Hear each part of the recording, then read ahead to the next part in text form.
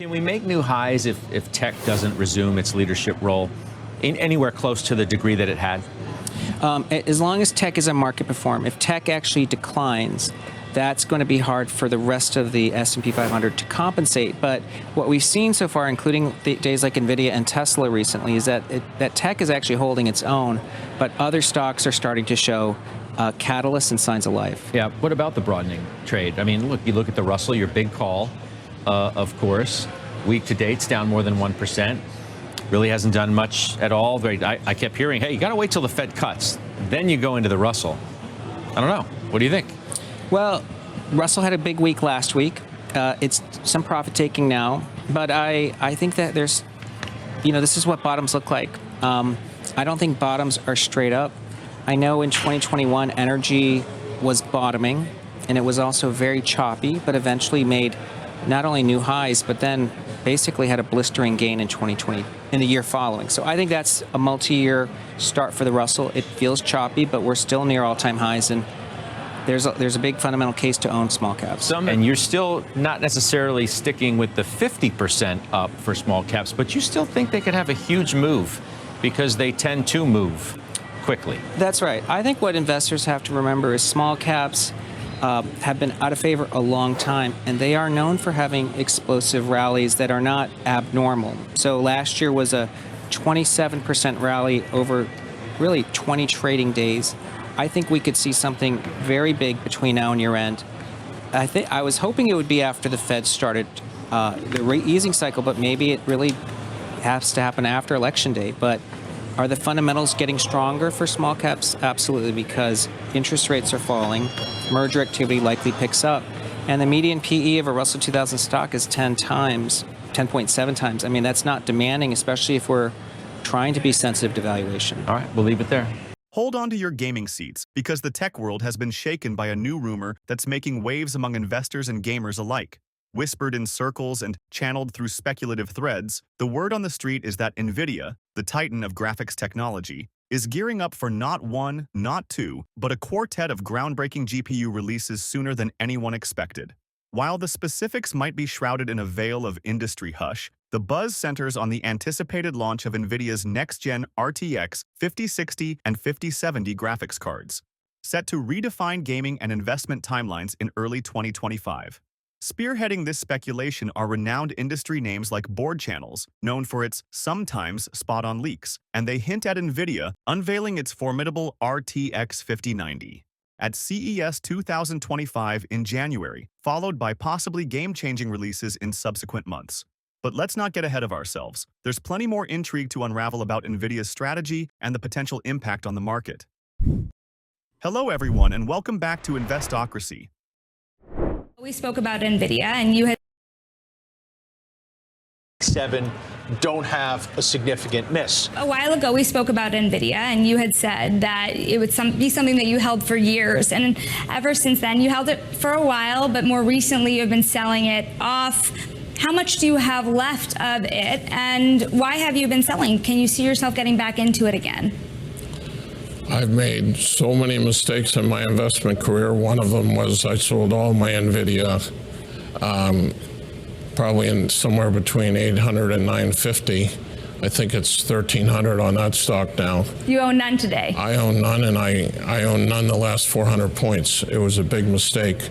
In terms of AI, and by the way, when I saw you at that conference, which was 18 months ago, I fully expected to own it for years, but I think it was 300 and change. And as I also said at a media interview, I'm not Warren Buffett. So I thought I was going to, but what changed is it tripled in a year, and I thought the valuation was rich.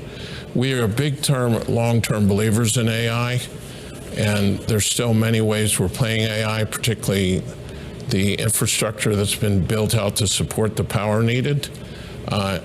And yes, I think Nvidia is a wonderful company, and were the price to come down, we'd get involved again.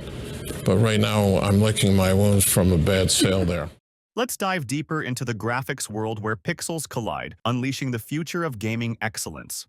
According to the latest rumors, Nvidia plans an ambitious rollout of its next-generation GeForce RTX GPUs, scheduled within the first quarter of 2025. Imagine a parade of performance. From the jaw-dropping beasts like the RTX 5090 and 5080 to the more mainstream warriors, the RTX 5070 and 5060. An enticing prospect indeed. What makes this interesting is that these anticipated launch dates flip the script on Nvidia's usual playbook. Far from the staggered releases of the past, such as the months-long gap between the high-end RTX 4090 and the mid-tier 4060 from the previous generation, Nvidia appears to be going full throttle, compressing the anticipation into a whirlwind 3-month sprint. It's a bit like throwing a surprise party only to reveal the cake, presents, and fireworks all at once. Typically, Nvidia's top-tier cards launch first, enticing high-end enthusiasts to lavish their setups in luxury. But now, the strategy may shift gears. Given that many gamers might not feel the urge to leap from an RTX 4090 to an RTX 5090, Nvidia seems poised to tempt wider audiences right out of the gate with its more affordable yet potent options, like the 5070 and 5060. As Board Channels reports, this adjustment might change the upgrade game for thousands of users looking for new tech thrills without breaking the bank. But before we go any further, if you want to keep up with Nvidia's latest updates and keep up with the stock market's latest news, you can follow our Twitter account. We post multiple times daily about the biggest changes and catalysts in the market, so click the follow button if you don't want to miss the newest market updates. Now, back to the video. You're making the key point here, which is everything but AI was weaker at ASML, but AI was strong, and yet Nvidia and AMD, amongst others, were down sharply. Yeah, and it was just kind of wrong. I mean, things, people got it wrong. Now, I want to tell you, just as they were blowing up, and when I say blow up, I mean not since, I don't know, since they gave away Manhattan. What, for like 27 shekels? What was that they gave away? $22. Yeah, right? I believe. Peter Stuyvesant? Yeah, exactly. Yeah, great man. Holland Tunnel. But that was Holland. But I know, that's actually, it's related to my family.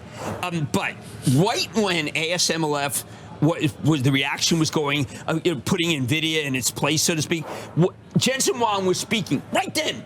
And his quote is, "We would like to achieve superhuman productivity." This is at a Lenovo Smarter AI Enterprise Conference. And I thought it ironic that here he's busy taking over the world, but he's also being taken down by ASMLF. I mean, I don't know. No. I mean, how's Samsung doing? Stacy Raskin, who is I think the very good, terrible dresser. Yeah. Terrible. Okay. ASML is not necessarily the best read across to the rest of the semi-cap space, given their focused expertise and lumpy revenue profile. Obviously, also goes on to say NVIDIA, Broadcom, AMD all broadly sold off in a move that's potentially overdone. Thank you. Look, he's good. I guess he's owned by no one. Look, I think Chuck has done a great job. If we dig in the archives, you'll see a picture of Chuck walking with Jensen. And you know what that means. Upside. Upside, is that what that means? Yeah. Jensen is everywhere. He is. Is there anyone he won't speak to? Well, when I asked him, I said, aren't you too many places? Is it hard? Is it this or is that? He said, I'm not an actor. What does that mean? Because he's living what he does. He gets up at 4 a.m., he works for 4 hours, and then he goes in and meets people and find out what to do, and he goes find out what's the best stuff to do. And this super AI thing he was talking about yesterday was brilliant. At the Lenovo speech that he gave, it was brilliant. Right. But, I mean, the day before that, the podcast, this podcast, that one, he showed up at the NASDAQ. He's there next to Becky suddenly. I mean, the man is everywhere. David, you're falling prey. Is there a simulation of him? But he doesn't realize this is the agent Jensen. Does Jensen have like 3 Jensens? Let me get Mike Cathie on the phone, because he's very good on the agent Who? thing. Chuck likes the Falcons. Falcons do look good. Ford, too. Yes, Falcons look good. And I've got... Let's paint a picture with numbers. The GTX 5090, reported to debut in January 2025 alongside its China-specific sister, the 5090D, boasts a theoretical increase of 33% more cores than its predecessor. We're talking an enhanced memory spec of 32 gigabytes GDDR7, a 512-bit memory bus, and rumors of a 600-watt TBP, making it a veritable powerhouse. For those not living on the cutting edge, the RTX 5070, anticipated in February, and the 5060, expected in March, still offer powerful upgrades. The RTX 5070, expected to come with 12 GB GDDR7, caters to high-end gamers and is projected to sit under the $500 price point, striking a balance between performance and accessibility. These details, while technically speculative, align with Nvidia's pursuit of wide-ranging market domination, firing on all gaming segments. Tweets and tech talk fuse in shared excitement as anticipation grows for this upcoming general tech show. But what about the stock market reaction? Nvidia stocks have typically responded in rhythm with their new product announcements. If history serves as a guide, more timely launches could drive an upward trend, further galvanized by the planned CES reveal. Some investors have noted, half-jokingly, that Nvidia stock often behaves like a new GPU. It runs hot and sometimes needs aftermarket cooling, metaphorically speaking, of course. The synergy between the gaming benchmarks and stock performance, traced through social media buzz and speculative analytics, indicates potentially buoyant growth for Nvidia shareholders. As these whispers turn into roaring announcements, Nvidia's strategic creativity promises potentially promising market tremors. But before going any further, if you made it this far into the video, thank you. These videos take a lot of effort and time to make, so if you enjoyed them, please hit the like button and subscribe to the channel. This goes a long way in helping us grow. That said, back to the video. What's a worse outcome for the markets? Godzilla trampling through Lower Manhattan, or Nvidia posting some kind of surprise big miss or guidance cut? Because if Nvidia were to miss, I don't know if I would agree with it's not going to matter that much, or for a long, So, like I said on Monday, Jensen Huang, the CEO of NVIDIA, is almost as overexposed as Snoop Dogg. So he's put himself out there so much, talking about how great things are so much. I'd say he'd be pretty foolish to have that kind of visibility with those kind of statements in advance of a miss. I don't think he's foolish. So I do think they deliver. Now, do they deliver with the whisper number? That's a tough one to say, because the expectations just keep going higher and higher, as we're seeing with Netflix.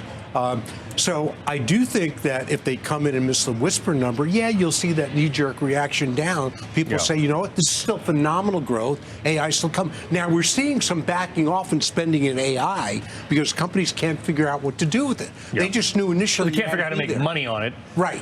Remember Monday we talked about which I coined, and by the way, if you guys do this again, you got to give me a little credit, was the Jensen Huang Smile Index, that he is everywhere smiling. He popped it on Squawk Box.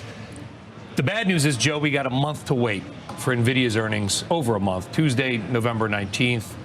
What's your take on everything you just said? So you have about 10 days before we begin to hear from the Mag 7.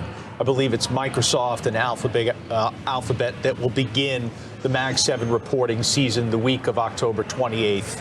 So I don't think the markets can ignore a significant miss from the Mag 7. I think it would rattle markets. Now, keep in mind, Alphabet missed in July, and market was able to steady itself and work forward from there.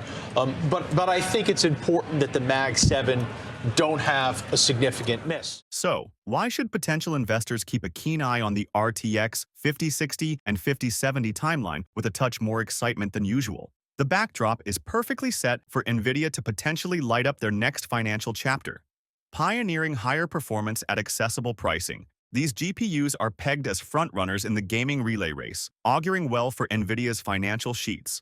Current market indications suggest that Nvidia's stock could be poised for an impressive upward trajectory. Analysts forecast that the aggressive and strategic release of the RTX 5060 and 5070 could further reinforce the company's cornerstone in technological relevance and market share.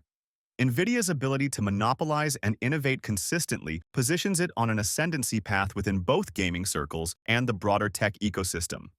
Gamers are waiting, investors are speculating, and you, dear viewer, are now in the thick of this unfolding saga. What do you predict for Nvidia's trajectory with these new cards? Are you ready to bet on green, or perhaps diversifying across the GPU landscape might be your play of the day? Your insights and curiosity could very well sketch the next wonder in Nvidia's ever-evolving chronicle. Share your thoughts below. We're all ears, figuratively and professionally, not too unlike our digital adventures to come. And finally, if you would like to know what companies like Nvidia have been up to these past few days, go ahead and click on the next video on your screen. See you there.